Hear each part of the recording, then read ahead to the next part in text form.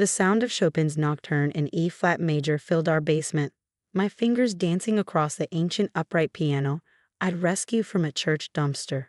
It was 4:30 a.m., the only time I could practice without my parents knowing, or so I thought. The basement door crashed open. My father's heavy boots thundered down the stairs, each step making my heart race faster. I jerked my hands from the keys, but it was too late. "What did we tell you about this garbage?" His voice was deadly quiet. The smell of whiskey hung heavy in the air. "I'm sorry, Dad," I whispered, slowly backing away from the piano. I was just what, Michael? Just wasting time? Just throwing away your future?" He grabbed my wrist, his grip like iron. "How many times do we have to teach you this lesson?" My mother appeared at the top of the stairs, her thin face illuminated by the dim light. Instead of helping, she just watched, arms crossed. "We told you music is for rich people's kids. You need to focus on real work." I was 17, just 3 months away from a piano competition that could win me a full scholarship to Juilliard. I'd been practicing in secret for 2 years, working extra shifts at the grocery store to pay for lessons with Ms. Chen, who believed in me enough to teach me at dawn before her regular students. "Please," I begged, seeing the hammer in his other hand. He must have grabbed it from his toolbox by the door. "I'll stop, I promise." "No," he said, his voice eerily calm. "You won't. Because you're stubborn, just like your grandmother. She filled your head with these ridiculous dreams, bought you that first keyboard. Look where music got her, dying alone in a trailer park." He forced my right hand flat against the piano lid. "This is for your own good, son." The first strike shattered my pinky finger. I screamed, trying to pull away, but his grip was too strong. The second hit broke my ring finger. Through my tears, I saw my mother turn away, lighting a cigarette with trembling hands. "Stop, please," I sobbed, but the hammer fell twice more. When he finally released me, 4 of my fingers on my right hand were broken. The pain was excruciating, but worse was watching him take the hammer to the piano keys, destroying them one by one. "There," he said finally, stepping back to survey his work. "Now you can focus on learning the family business. Auto repair is good enough for me. It's good enough for you." My mother finally spoke from the stairs. "Clean this mess up before you go to school. And Michael? Don't bother going to that competition next month. No son of mine is going to waste his life being a performing monkey." They left me there, cradling my shattered hand, surrounded by broken piano keys that looked too much like scattered bones. Somehow, I made it to school that morning. Ms. Chen took one look at my swollen fingers and burst into tears. "We have to report this," she insisted, reaching for her phone. "No." I grabbed her wrist with my good hand. "They'll just make things worse. Please, I only have a few months until I'm 18. She stared at me for a long moment, then nodded slowly. "Okay, but we're going to the hospital. Now." 6 hours later, I sat in her car outside the emergency room, my right hand encased in a cast. The doctor had asked questions, of course, but I'd stuck to my story about catching my hand in a car door. They didn't believe me, but they couldn't prove otherwise. "The competition," I said numbly. "I can't." "Stop," Ms. Chen interrupted. "Your father broke your fingers, but he didn't break your spirit. We have 3 months. Your left hand still works." "What are you saying?" She pulled out some sheet music from her bag. Morris Ravel wrote a piano concerto for the left hand in D major for Paul Wittgenstein, a concert pianist who lost his right arm in World War I.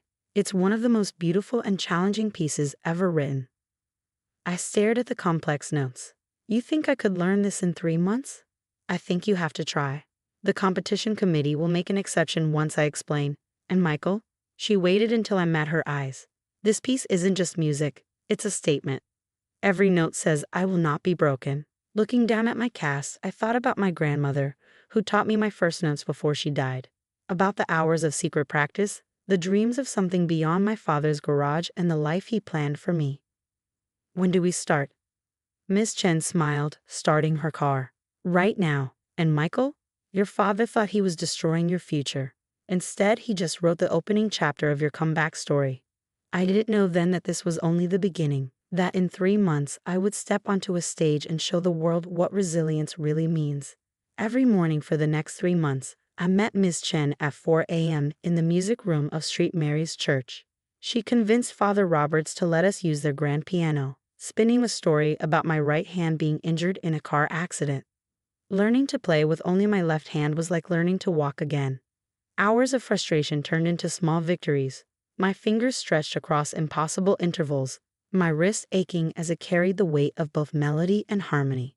At home, I kept my cast on long after the doctor said it could come off. It was my shield, making my parents believe they'd won. My father would pat my shoulder approvingly when I helped him at the garage after school, my hands covered in grease instead of dancing across keys. "See," he'd say, "this is honest work. None of that artistic nonsense." What he didn't know was that every oil change, every tire rotation was rehearsal in disguise. My left hand was growing stronger, more precise. Even turning wrenches became a rhythm exercise. 2 weeks before the competition, disaster struck. My mother was cleaning my room when she found the competition registration form hidden between my mattress. "What is this?" she screamed, waving the paper in my face when I came home. "Are you still on this music nonsense?" Before I could answer, my father stormed in. He grabbed the paper, reading it with darkening eyes. "The National Young Artists Competition?" He crumpled the form. "After everything we did to stop this madness?" I stood my ground, heart pounding. "You broke my fingers, not my dreams." The slap came fast, but I'd expected it. What I hadn't expected was Ms. Chen's voice from our doorway.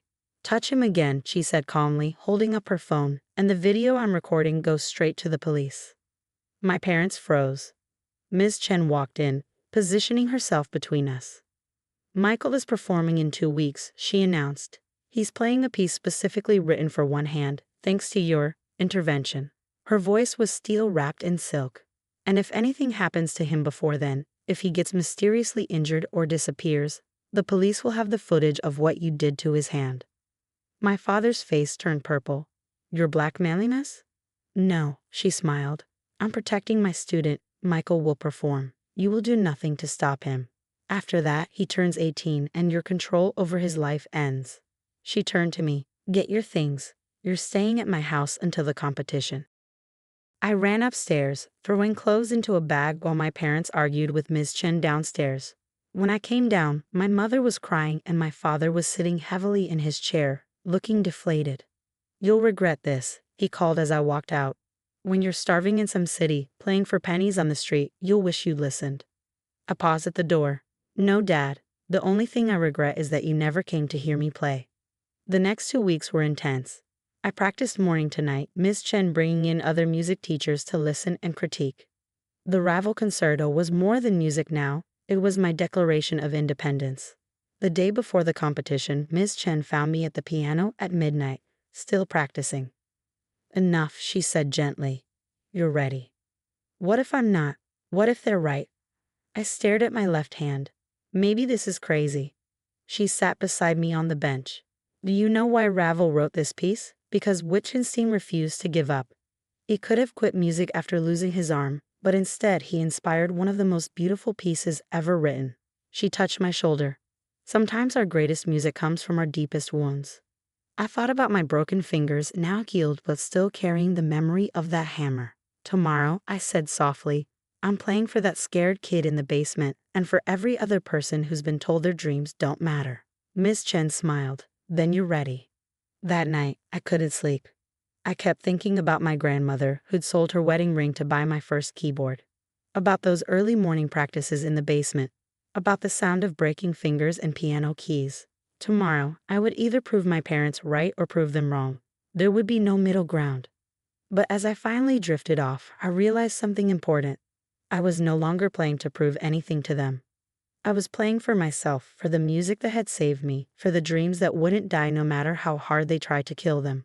The next morning, as we drove to the competition venue, Miss Chen handed me an envelope. "Your grandmother left this for you," she said. "She gave it to me before she died, made me promise to give it to you when you were ready." Inside was a simple note and a brass key. The brass key belonged to a storage unit. The note read, "For when you're ready to fly, my little musician. They can't cage your music forever. Love, Grandma." But there was no time to investigate. I tucked both items into my jacket pocket as we arrived at the competition hall. The place was packed with well-dressed parents, prestigious music teachers, and nervous contestants clutching sheet music. I was the only one performing with one hand. As I waited backstage, I heard whispers. That's the boy playing Ravel's left-hand concerto. Did you hear what happened to his right hand? Such a shame. The judges had already been briefed about my situation, though Ms. Chen had kept the true story private. As far as they knew, it was an accident. Then I heard familiar voices that made my blood freeze. Where is he? Where's my son? My parents had come. I peeked through the curtain to see them arguing with an usher. My father was wearing a clean suit, the one he kept for funerals, and my mother had on her church dress. They looked out of place among the cultured crowd, but they were here. Before I could process this, the announcer called my name. The walk to the piano felt like a mile. Under the bright lights, I could see my parents being seated in the back row. My father's face was unreadable. My mother was crying silently. I sat at the gleaming grand piano, took a breath, and placed my left hand on the keys. The first notes of Ravel's concerto filled the hall. My left hand began its dance, playing the work of melody and harmony that usually required two hands. Each note was a story, the story of a boy practicing in darkness, of broken fingers and unbroken dreams, of a grandmother who believed and a teacher who wouldn't give up.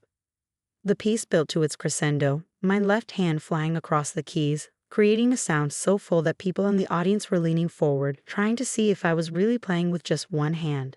In that moment, I wasn't performing for the judges.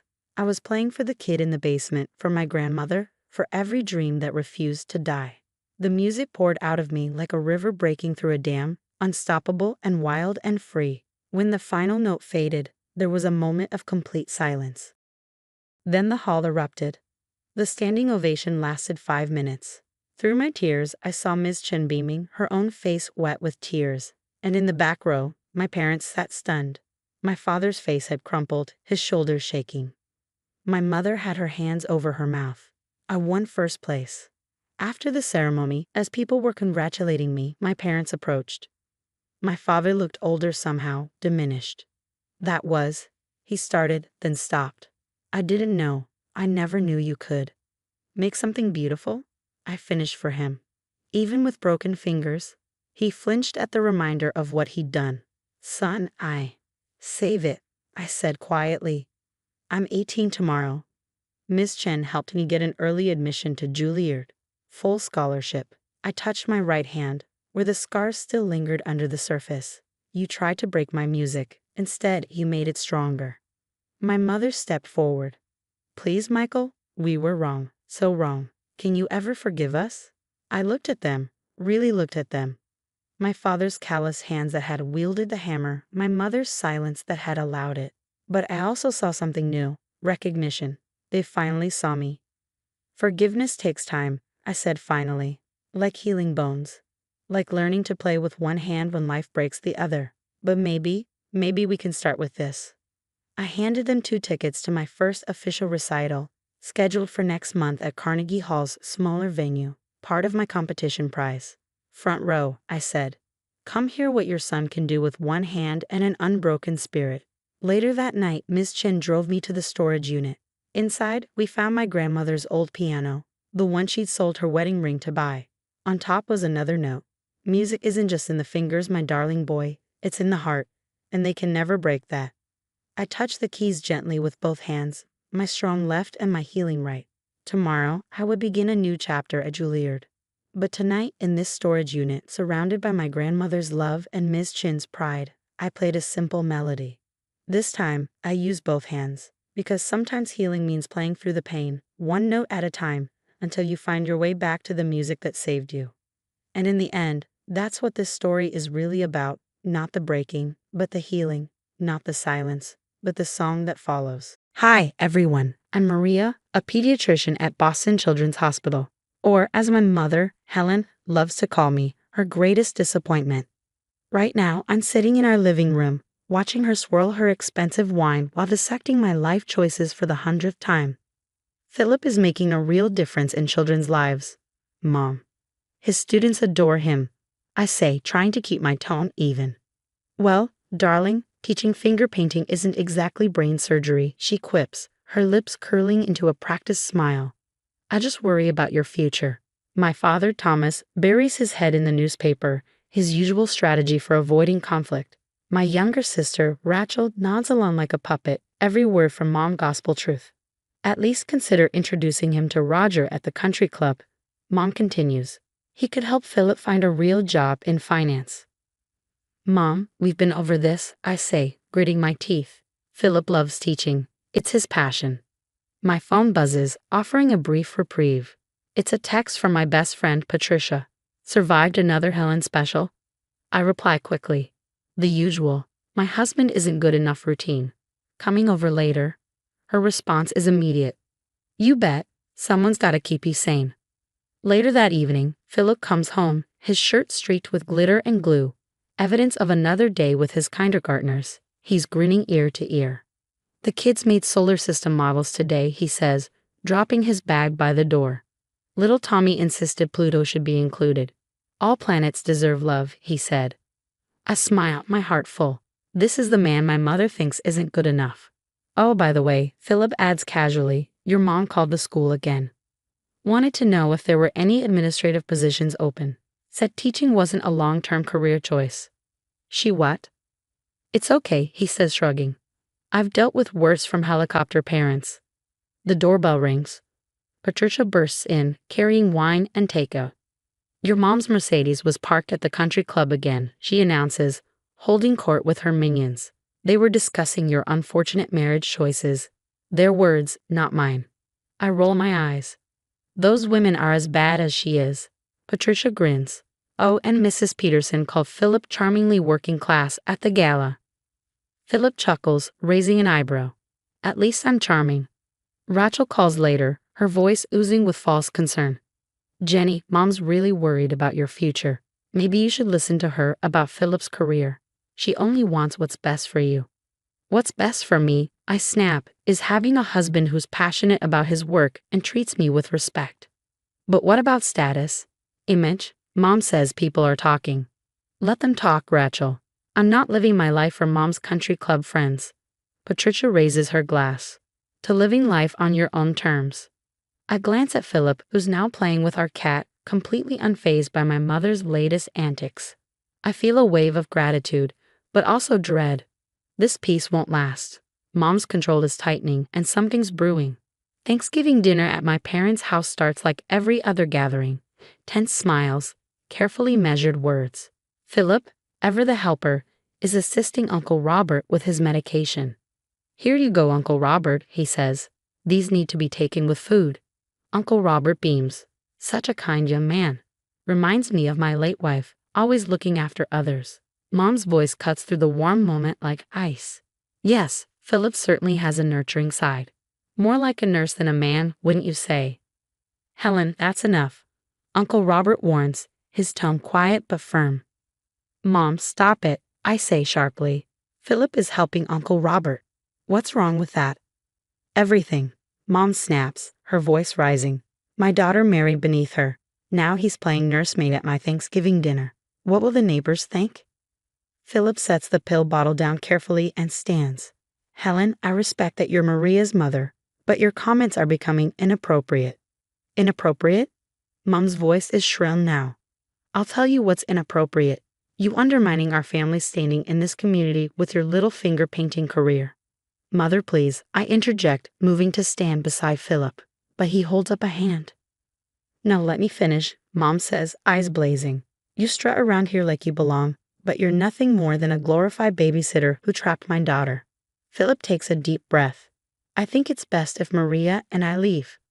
He turns toward the stairs, but before he can take a step, Mom lunges forward. Don't you dare walk away from me, she screams. Her hands connect with Philip's back, and the world seems to slow.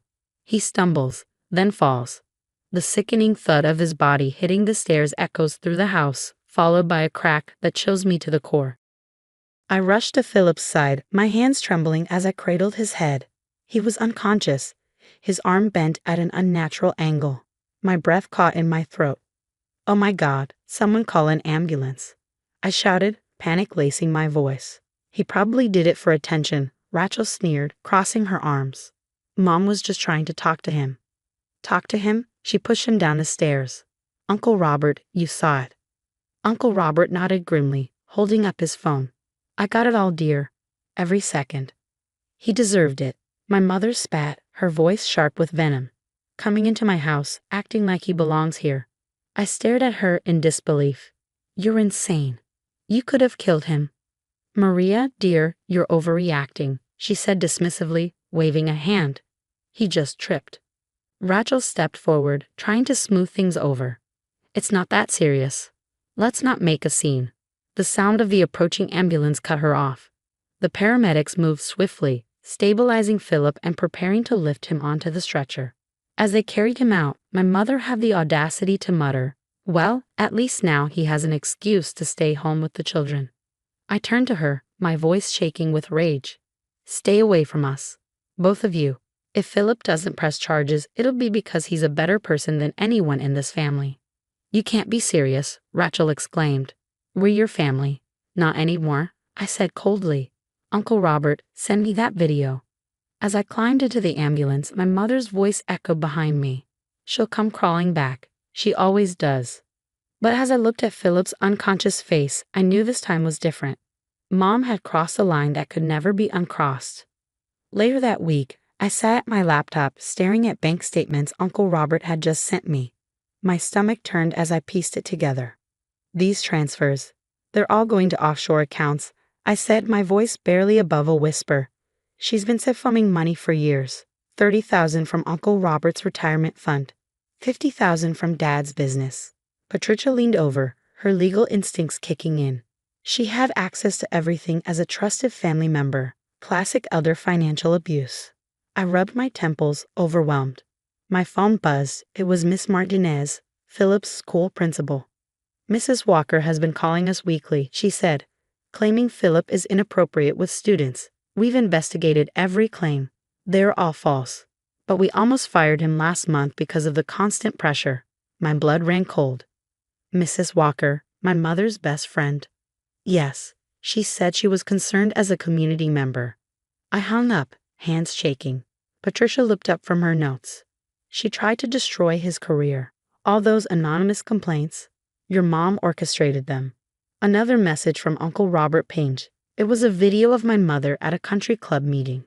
That kindergarten teacher is probably a predator, she said. Why else would a man want to work with children? I've called the school, but they're covering for him. Patricia's fingers flew over her keyboard. I'm documenting everything, the assault video, the financial records, the false reports. This is a pattern of abuse. Before I could respond, my father burst into the room, his face ashen. Maria, the business, he stammered. I just found out we're nearly bankrupt. Dad, sit down, I said. There's something you need to see. I showed him everything. The bank transfers, the videos, the lies. His face fell as he realized the truth. All these years, I thought I was losing my mind. Money disappearing. Records not matching. She said I was getting forgetful. Rachel called, her voice panicked. Jenny, everyone's ghosting me. Mrs. Peterson uninvited me from the charity board. What did you do? I didn't do anything, Rachel. The truth's coming out on its own. What truth? That you're destroying our family with lies? Check Mom's designer closet, I said. Those tags match the dates of Uncle Robert's missing money. There was silence on the line. That doesn't prove anything, Rachel snapped. Patricia interrupted, holding up her phone. Your mother's bridge club president just called. They've seen the assault video. Helen's been removed from all committees. My father slumped into a chair, his shoulders sagging. The country club, our friends. Everything we built. No, Dad, you built it. Mom just stole and lied. Uncle Robert sent another text. Your mother's trying to access my accounts again. I've frozen everything. You can't do this to her. Rachel shrieked over the phone. Her reputation. Her reputation. I said coldly. What about Philip's career? Dad's business? Uncle Robert's retirement? Patricia placed a steadying hand on my shoulder. The DA will want to see this. Elder abuse, fraud, false reports. Rachel's voice softened, almost pleading. Maria, please, we can keep this private. Pay everyone back quietly. Like Mom kept quiet while spreading lies about Philip. My father stood in the living room, looking older than I'd ever seen him. He shook his head and said quietly, I need a lawyer. Use mine, Patricia offered immediately. He specializes in financial fraud. Another text buzzed on my phone, this time from Mrs. Peterson. Helen claims she's being framed, but we've all seen the evidence. I'm so sorry, Maria. I looked at Patricia. How long until this hits the social papers? She sighed. Given your mother's status, hours, maybe minutes. Rachel's voice came through the phone, still pleading. Maria, my friends won't even talk to me anymore. You have to fix this. No, Rachel. Mom made her choices. Now she can live with them. 3 years later, I sat on the couch in our living room, watching the news coverage of my mother's sentencing. 3 years for elder financial abuse and fraud.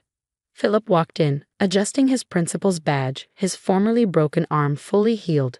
You okay, honey? I smiled at him. Better than okay. It's finally over. My phone lit up. Rachel's 20th attempt to contact me this week.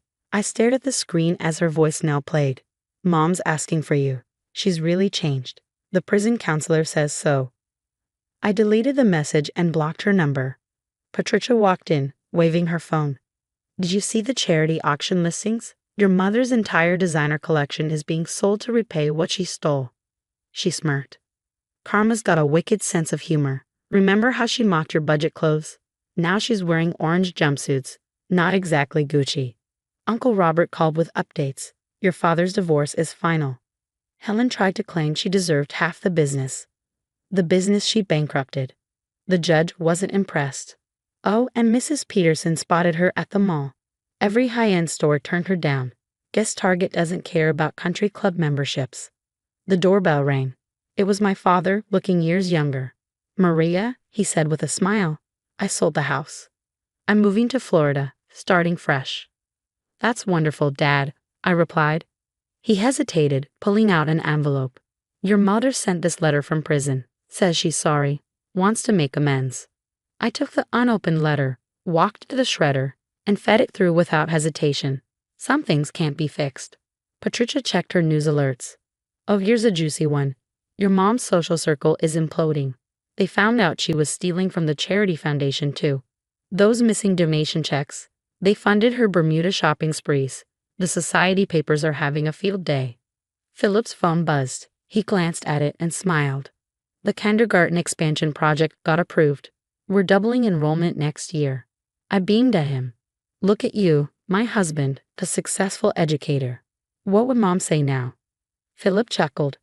Probably nothing. Hard to criticize from behind bars. The TV flickered to a local news segment. Rachel's face appeared, tear-streaked and bitter. My sister turned everyone against us. We're victims too. I grabbed the remote and clicked it off. Enough of that. Philip wrapped me in a hug. Remember when your mother said I wasn't good enough for you? Now she's unfit for society, literally. Patricia raised her glass. To justice served cold with a side of karma. My father leaned back, a smile playing on his lips. I've got a date next week. Patricia raised an eyebrow. Oh, who's the lucky lady? A kindergarten teacher, he said, his tone teasing. We all burst out laughing at the irony. Later that evening, a final text came through from an unknown number. Darling, it's your mother. I'm being released soon. I've changed. Please. Block. I looked around at my real family, Philip, Patricia, Dad, and Uncle Robert, and felt a wave of peace. My mother hadn't just lost her money, status, and freedom. She'd lost the chance to share in the genuine happiness we'd found despite her. Philip, I said with a grin, let's have dinner at that little diner Mom said was beneath our class. The one where we had our first date.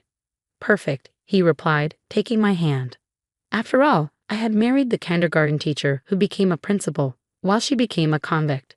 Some people never learn, but their lessons can still teach us plenty. What would you do if you discovered a toxic family member wasn't just emotionally abusive, but also financially destructive and sabotaging your loved ones? Would you expose them or handle it privately to protect your family's dignity? Share your thoughts below. Hi, everyone. I'm Harper, a 32-year-old single mom to the most amazing little fighter, my son David. Every morning starts at 6 o'clock a.m., medications, stretching exercises, and getting him ready for the day.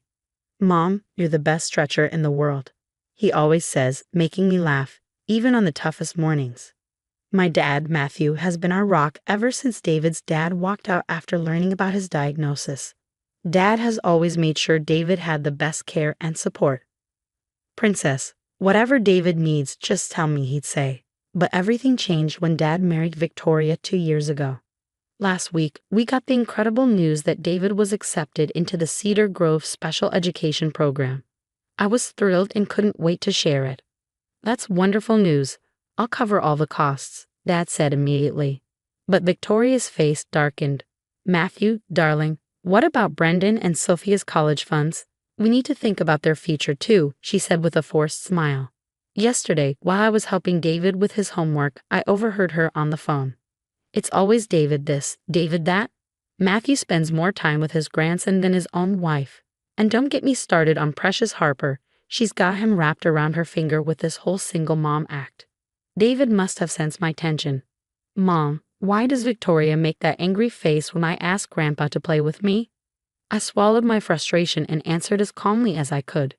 Some people just don't understand what really matters, sweetheart. This morning, Victoria made another scene during breakfast about David's upcoming surgery. Another $50,000? This is insane. We could buy a luxury car with that money, she exclaimed. That's enough, Victoria, Dad snapped. David's health isn't up for discussion. Whatever, she muttered, storming out, leaving her kids, Brendan and Sophia, exchanging uncomfortable looks. Don't worry about it, Harper, Brendan tried to reassure me. Mom's just adjusting. But I know better. I've seen her eye rolls when David needs help, the dramatic sighs when his medical supplies arrive, and the accidental rescheduling of his therapy appointments. She's not adjusting, she's resenting. Lately, I've noticed things disappearing or being moved. David's medicine, his exercise equipment, his school supplies. Mom, does Victoria hate me? David asked me last night, his big, questioning eyes breaking my heart. No, baby, I said, holding him close. Some people just have very small hearts. Last week, his special lunch disappeared from the fridge. Must have gotten mixed up with the trash, Victoria said with her fake innocent look. Then his homework folder somehow ended up in the washer. Yesterday started like any other. Ready for school, champ? I asked as I helped David into his wheelchair. He was extra excited because it was show and tell day. Mom, I can't wait to show everyone my science project. 3 hours later, the school called me at work. David fell, the voice said, and my heart stopped. At the emergency room, I found him looking so small and fragile in the hospital bed. The wheelchair just collapsed, Mom, he whimpered through tears. Everyone was watching. It hurt so bad. The doctor's words crushed me. The fall had aggravated his hip condition, and he would need corrective surgery. Later that night, I overheard Sophia and Brendan arguing in the hallway. We have to tell Harper, Sophia said, her voice shaking. Mom's gone too far this time. What exactly did you see? Brendan asked, his tone equally tense. I saw her in the garage this morning, Sophia replied. She was messing with David's wheelchair. She had a wrench, Brendan. She was loosening something underneath. I thought maybe she was fixing it. Jesus Christ, Brendan muttered, his voice trembling. That's attempted murder. I feel sick. Did you see how hard he fell? The video was all over the school's group chat. Everyone's asking questions. He could have broken his neck, Sophia. Our mom did that. Our own mother. I stood frozen, my blood turning to ice. The accidents, the missing items. It all made horrible, gut-wrenching sense now. What kind of monster would hurt a disabled child? Sophia's voice cracked. The same kind who's been making his medicine disappear, Brendan replied bitterly. Remember last month? She said she accidentally dropped his entire prescription down the disposal. We can't stay here, Brendan, Sophia said, her voice breaking. I can't even look at her anymore. Me neither, he replied. Did you see how she acted when they brought David to the ER? Like she was concerned. She kept saying, accidents happen, with that fake, sad voice. Meanwhile, David's lying there in pain because of her. Their words echoed in my head as I backed away silently. The rage building inside me was unlike anything I had ever felt. Victoria had deliberately hurt my son. Every part of me screamed to confront her. But I knew I needed to think this through. Would she confess? Would her children testify? Was there even a punishment severe enough for what she had done? Unable to sleep, I paced my room, my thoughts racing. Then I heard voices rising from downstairs. Moving quietly, I crept into the hallway. David trusted you. Sophia's voice was trembling with fury. Remember when he made you that Mother's Day card? And all this time I can't even look at you. Please, Sophia, Brendan, don't do this, Victoria begged. We can work this out. Like how you worked out loosening his wheelchair. Brendan shot back, or spilling his medicine, or canceling his therapy behind everyone's back. Victoria's tone shifted, her voice sharp and venomous. Those spoiled brats have ruined everything. Ever since I married Matthew, it's been nothing but David this, David that. Poor little David and his brave single mom, Harper. I couldn't stay quiet anymore. My heart pounding, I stepped into the living room. So it was all you, I said, my voice low but firm. Every accident, every missing item, every canceled appointment, you deliberately hurt my son. Victoria spun around, her face draining of color.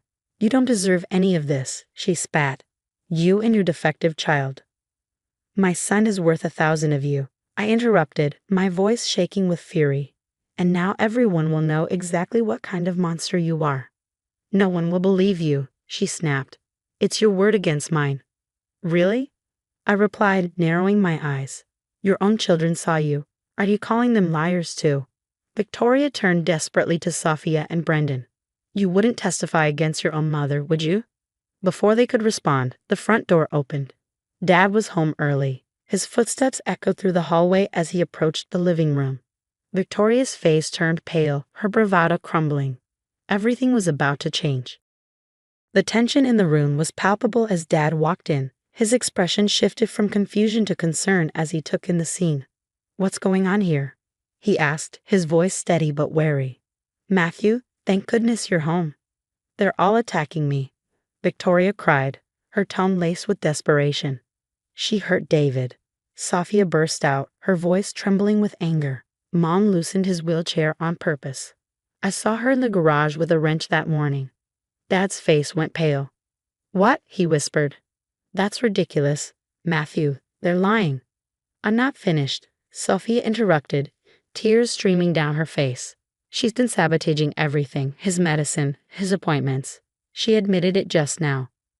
Tell them, Mom, Brendan challenged, stepping forward. Tell him how you wanted to teach Harper a lesson. Tell him how you called David defective. Get out. Dad's words cut through the room like a blade. Matthew, please, Victoria pleaded, her voice cracking. I said get out, Dad repeated, his tone cold and final. I want you gone within the hour. My lawyer will contact you about the divorce. You can't do this to me, after everything I've done. Everything you've done? Dad stepped closer, his voice now a low growl. You mean trying to kill my grandson? Sabotaging his care? Making his life hell? Victoria tried one last time. Sophia, Brendan, please. Tell your father you want to stay with me. We're going to Dad's house, Sophia said firmly, her voice unwavering. Don't call us. Don't text us. Just leave us alone. 2 months later, David was recovering beautifully from his surgery. The divorce was finalized in record time, and once Dad's lawyers presented the full story, Victoria's attempts to claim alimony were swiftly denied. The judge's reaction to the wheelchair incident sealed her fate. Brendan and Sophia became regular visitors, often helping David with his physical therapy exercises. The Cedar Grove School program had been transformative for David. His teachers couldn't stop raving about his progress. He was making friends, his confidence was soaring, and last week, he even won the school science fair with a project on adaptive technology. Victoria occasionally tried to call Sophia and Brendan, but they never answered. She showed up at Dad's house once, but the new security system ensured she didn't get past the gate. David's laughter echoed through the house one afternoon as Brendan pushed him in his wheelchair, which they jokingly called their victory lap. Sometimes the best revenge isn't about getting even. It's about rising above. It's about building something beautiful from the ashes of betrayal.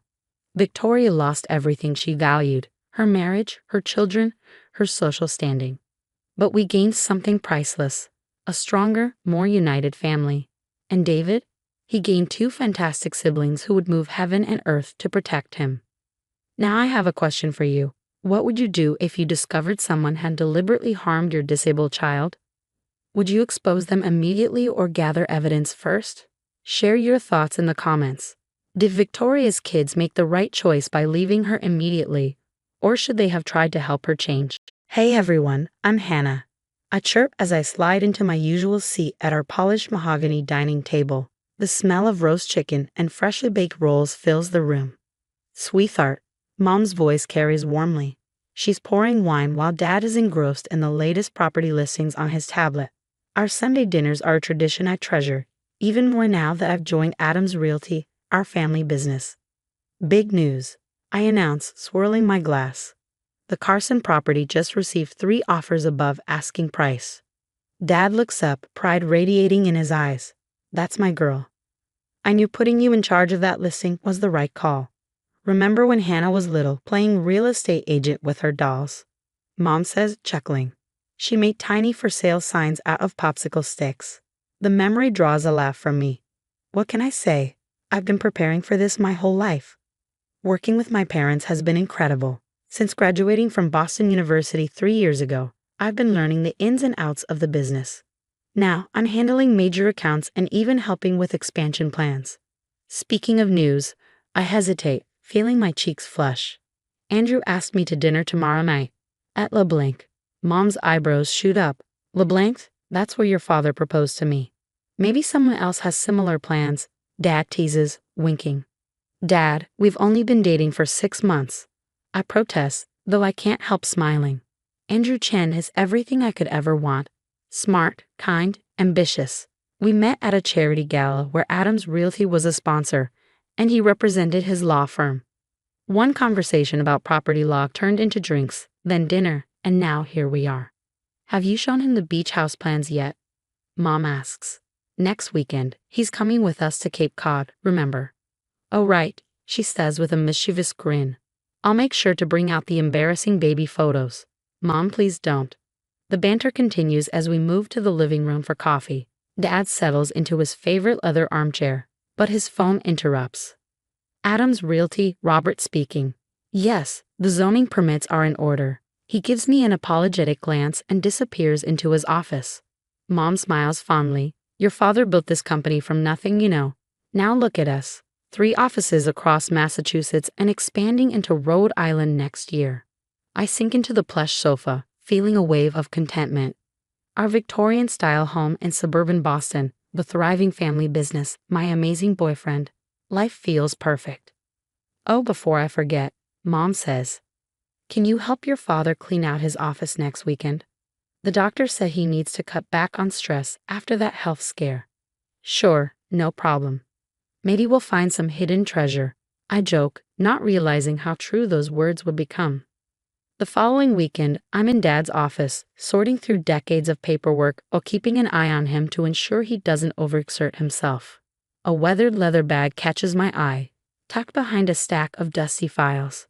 Hey Dad, I didn't know you collected vintage bags, I say, pulling it out. Dad's face drains of color. That's just old junk. Leave it. Come on, let me help. You're supposed to be taking it easy. Hannah, please, just put it back, he says, his voice unsteady. But curiosity gets the better of me. I open the clasp and pull out a stack of yellowed envelopes, along with what looks like a birth certificate. My heart skips a beat when I see the name, Natalie Adams. Dad? I whisper, my voice trembling. Who's Natalie? The room falls silent. Dad slumps into his chair, looking older than I've ever seen him. Please just put those away, he murmurs. But I can't stop myself. The letters are addressed to him, from someone named Hazel Martinez. My hands shake as I unfold the first one. Dear Robert, Natalie asked about you again today. She's graduating high school next month. Please reconsider. My world tilts. More letters spill out, each more desperate than the last. Photos follow, a young woman in a cap and gown who looks eerily like me, holding a baby. She was your daughter, wasn't she? I choke out. Natalie was my sister. Tears fill Dad's eyes. It's complicated. I shake my head, already piecing it together. Among the papers is a death certificate. Natalie died in a car accident 26 years ago, just days before my supposed birth date. The realization hits me like a freight train. Dad, I whisper, holding up a photo of the baby.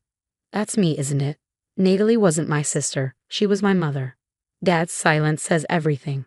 I never meant for you to find out this way, he says, his voice breaking. Tears blur my vision as I read a final letter, dated days before the accident. Robert, I'm begging you, one last time. Your granddaughter deserves to know her family. If not for me, then for her. I clutch the letter, my voice cracking. You let me believe all these years. I gasp for air, the betrayal suffocating. You abandoned her. Your own daughter. And then what? You swooped in and took her baby when she died. We gave you a good life. Dad snaps, his voice defensive. A life built on lies. I retort, my voice rising. I hold up another document, trembling with rage. These legal papers. You made sure Hazel, my grandmother, couldn't find me, didn't you? We were protecting you, he says, but his tone falters. Protecting me, or protecting your precious reputation? My hand shakes as I grab another letter. Natalie tried to contact you for years. Years. She just wanted you to acknowledge her existence. She was your daughter. I was young, Dad says, his voice lowering. When Hazel got pregnant, I had dreams. Ambitions. And Natalie didn't. What about her dreams? What about my right to know who I really am? My voice cracks, but I press on. The sound of Mom's heels clicking down the hallway interrupts us, and we both freeze. She appears in the doorway, her cheerful expression vanishing as she takes in the scene. Robert, she says cautiously, what's going on? I turn to her, my voice cold as ice. Ask him about Natalie, his secret daughter, my real mother. Her face turns ashen. You weren't supposed to. You knew? I choke out. All this time. The image of my perfect family shatters into shards of lies, each cutting deeper than the last. Every memory, every cherished moment is now tainted. You blocked every attempt Natalie made to contact you. I accuse. And when she died, you just, what? Decided to play daddy again. You don't understand how complicated things were back then. Dad pleads from across the room. Then explain it. I demand. Explain how you could abandon your own daughter and then steal her baby. We didn't steal you, Mom interjects, wringing her hands. The courts granted us custody. We were family. Family? I spit. Like how you were family to Natalie, or to Hazel, my real grandmother. The one who's still alive somewhere, thinking I'm dead too. Hazel was unstable, Dad insists. She would have turned you against us. No, I say, shaking my head. She would have told me the truth. And what about Natalie's inheritance? The money that supposedly started this precious family business? Dad's face drains of color. Who told you about that? These bank statements, I snap, pulling them from the bag.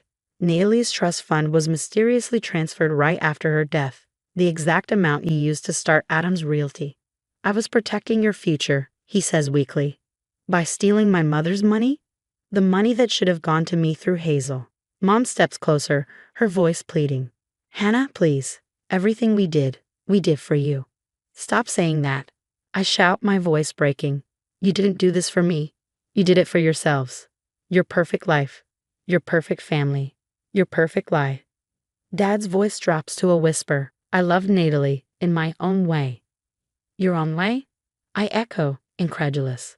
By ignoring her existence, by returning every letter she ever sent. There are dozens here, begging you to meet her, to acknowledge her as your daughter. I was building something, he says, his voice trembling. A legacy. A legacy built on theft and lies, I say, tears streaming down my face. Those property developments you're so proud of? They were funded with stolen money, my mother's money. The money stayed in the family, I say, my voice trembling with anger, but the family didn't. You kept me from knowing who I really am, who Natalie was. You kept me from Hazel, from my heritage, from everything that mattered. Hazel would have poisoned you against us, Mom insists, her voice rising in desperation. Like you poisoned me? I snap. Against my own mother?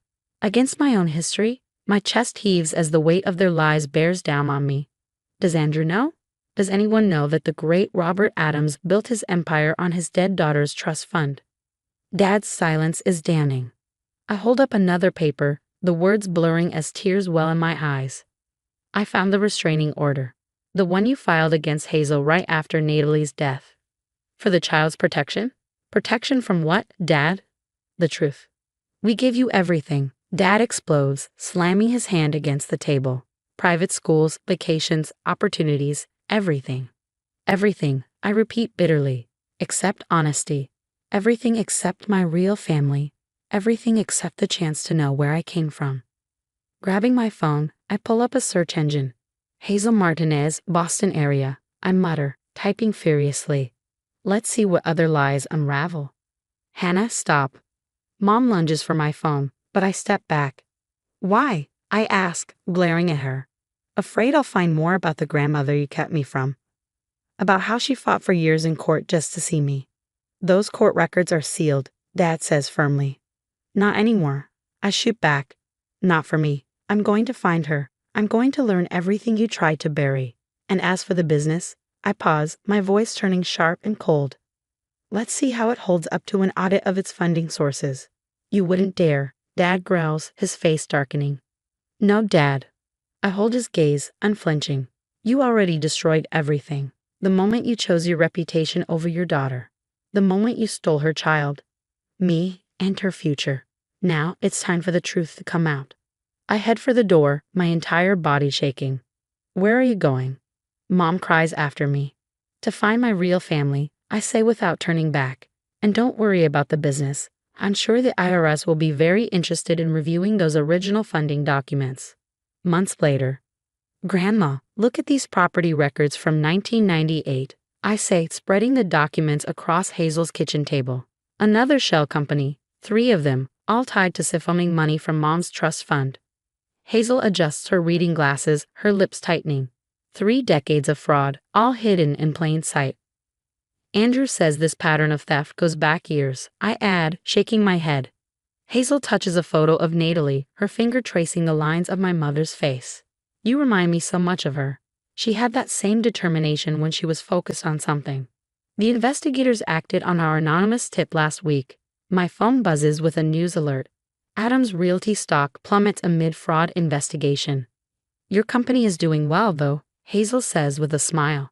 Martinez Properties just closed the Carson development. Turns out clients prefer honest business practices. Andrew walks in, briefcase in hand. Mrs. Peterson just transferred all her properties to us after the news about Robert's fraud broke. How's Linda holding up? She's filing for divorce, Hazel answers, shaking her head. Apparently, Robert's secret families didn't stop with Natalie. Investigators uncovered 2 more affairs he covered up with company money. The empire he built on lies is finally crumbling, Andrew says, holding up his tablet. Robert Adams, once Boston's premier real estate mogul, under investigation for decades of financial fraud. I glance at the screen, my heart heavy but resolute. All those years he claimed he was too young for responsibility, I murmur. Really, he was just too busy stealing Mom's money to build his perfect, fake life. You've done Natalie proud, Hazel says, patting my hand. Ready to go. The cemetery is quiet, bathed in the golden hues of a setting sun. I kneel before Natalie's grave for the first time, placing fresh flowers beside the headstone. Hazel shares stories of her childhood, her strength, and her dreams. The mother I never knew but whose spirit led me to this moment. I found the truth, Mom, I whisper. I found our real family, and I built something honest, something real. Everything Dad failed to do. Hazel points to the horizon. That was Natalie's favorite time of day, when the sun turns everything golden. Andrew offers me his hand, ready to go home. I look at Hazel, then back at Natalie's grave. For the first time in my life, I know exactly where home is. Yes, I say softly, let's go home. What would you do if you discovered your entire life was built on stolen inheritance and lies? Would you expose the truth immediately or take calculated revenge like I did? Share your thoughts below.